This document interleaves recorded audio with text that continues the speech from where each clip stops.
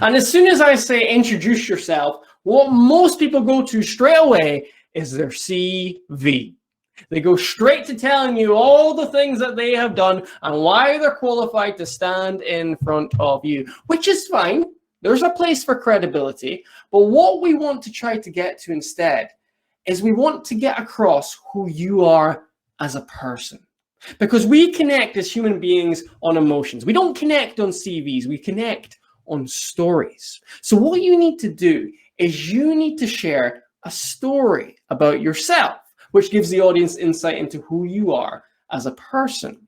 And the best way to do this is, instead of thinking about your CV, think more about your journey.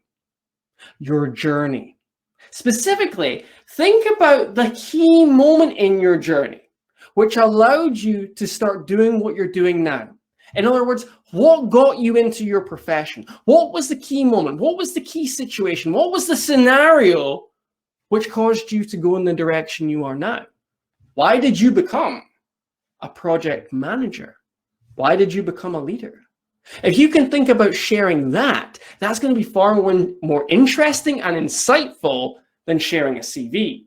While you're sharing that story about how you got started, also think about sharing what your motivation is. What your motivation is. Why do you do this job? Why do you care, in Adil's case, about saving these people time and making their life easier? Why do you care? That's got to come across too, because what this can do is you can actually connect with the audience on your goals, on the reason why you do things. So you want to verbalize that when you introduce yourself. Stay upright why you are here, what you care about, what you stand for at the end of the day.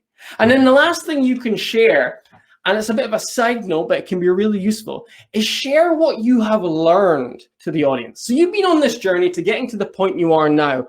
What is the key thing you've learned all along the way? What key piece of value related to your topic can you give at the very beginning of your presentation? What gem do you have to share? That can be extremely helpful for the audience too.